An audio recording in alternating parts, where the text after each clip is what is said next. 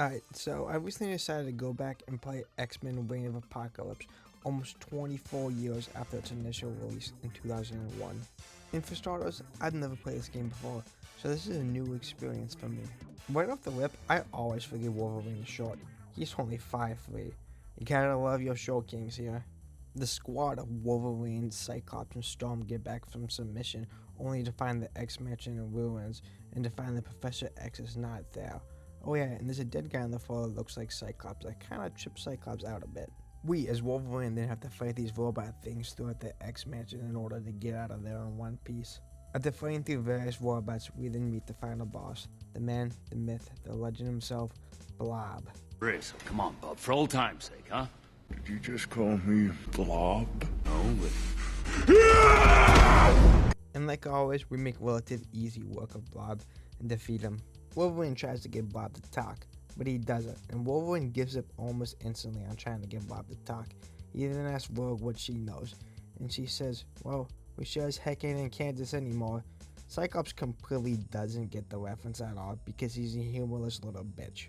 Dude, I don't get it. I don't get it either. In all seriousness, Rogue does find that it appears they have stumbled into a different dimension. In order to get out of that dimension, they believe they need to go back to Wolverine's old stopping clubs, Department H, up in Canada. Up in Wolverine's old stomping grounds, he's gotta fight more annoying robots. Can't get away from these robots, can we?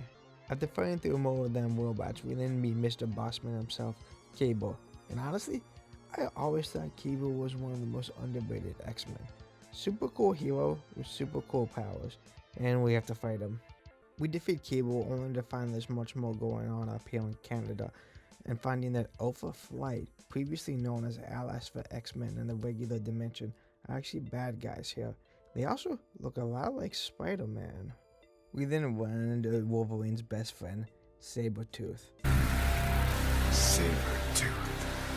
Naturally, Wolverine makes pretty easy work of Sabretooth, like he always does.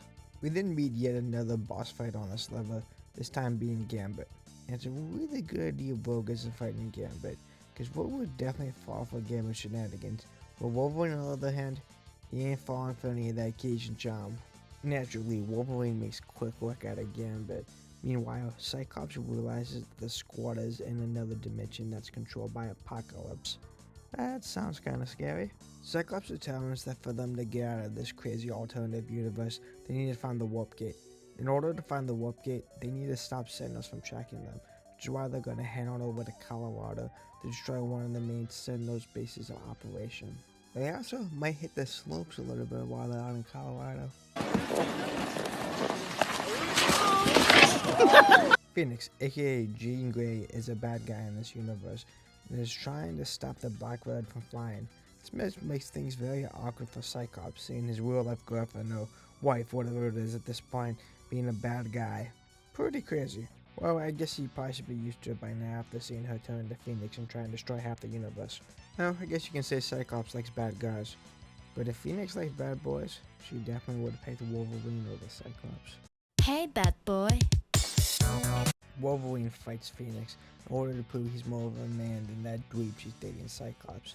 Oh yeah, and he's also doing that so she doesn't hijack the Blackbird and completely stop them from exiting this alternative universe. Wolverine does prove he is an alpha male and defeats Phoenix, and the Blackbird is all good and safe. We don't know what happens to Phoenix after this though, so I guess it's kind of an L for Wolverine. But anyways, he ends up in the Sentinel base out in Colorado, where he's got to fight dozens and dozens and dozens of Sentinels. He then comes face to face with Juggernaut.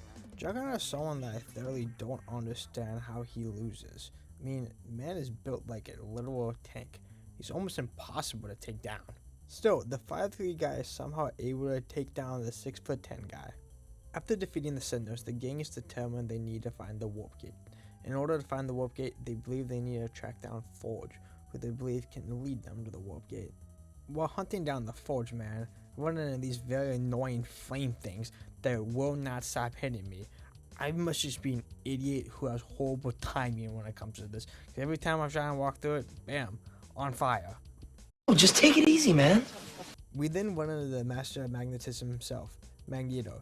And isn't Wolverine's skeleton completely metallic? meaning Magneto can toss Wolverine around like a rag doll, not even break a sweat. So how is this a fair fight?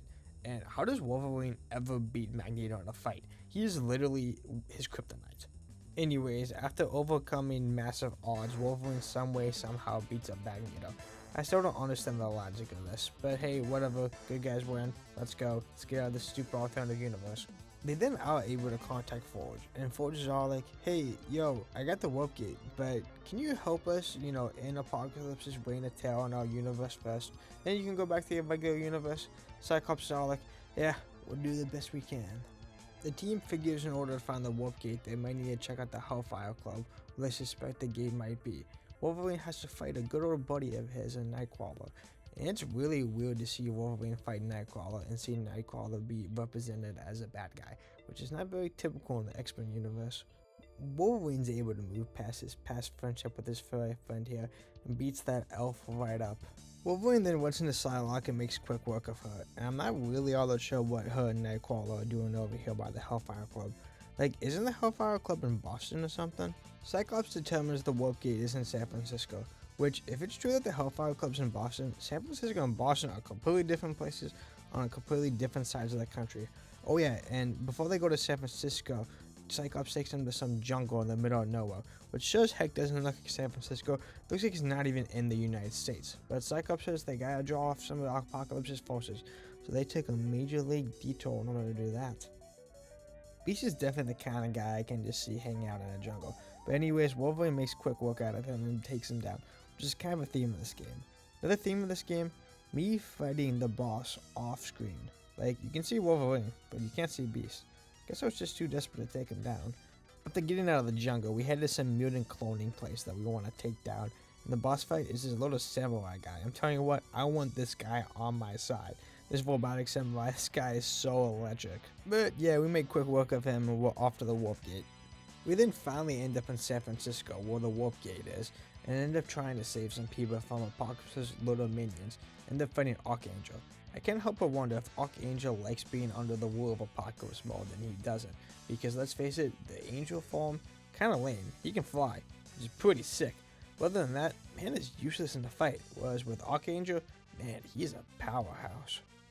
He wasn't powerhouse enough for this pimp, as Wolverine took him straight down. After taking down Bishop and yet another boss fight, we set all the civilians free, and are finally, after the 1 millionth detour, are set to head to the time warp and head back to our rightful dimension. We then run into more of these flame things that shoot up from the ground, and run into King Flamer himself, Pyro. Make relatively easy work of him. I mean, he's a lot easier to take down than getting through these stupid flame things that always kill me every single time.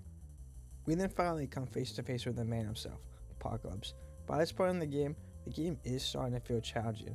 Lost most of my lives, and my health is pretty low. I'm set to go against the boss man himself, which is kinda scary. Apocalypse's defense was surprisingly weak. He was pretty slow. However, his attack did a lot of damage for me, and I didn't really bode well for me. However, I just remained quick and hit the guy hard and a lot, and ended up defeating him. Apocalypse was done for. We then finally open the portal gate and enter the portal and head back to our dimension, and the game is over. Okay, so I've got some takes about this game. For starters, not a huge fan of the beat 'em up genre in video games and the fighting genre as a whole, so this game's already at a little bit of a disadvantage due to my biases. I will also say that I realize this game is a bit older and came out on the Game Boy Color, so you can't expect a Skyrim level game when you're playing a game like this. I enjoyed the game at the beginning when it was fresh, and I kind of enjoyed the ending of the game too, where it posed a little bit more of a challenge where I needed to strategize a bit more. However, as a whole, I really didn't enjoy this game a whole lot. It felt extremely repetitive for me, and it felt like, I was just kind of mindlessly playing the game. There was no strategy involved.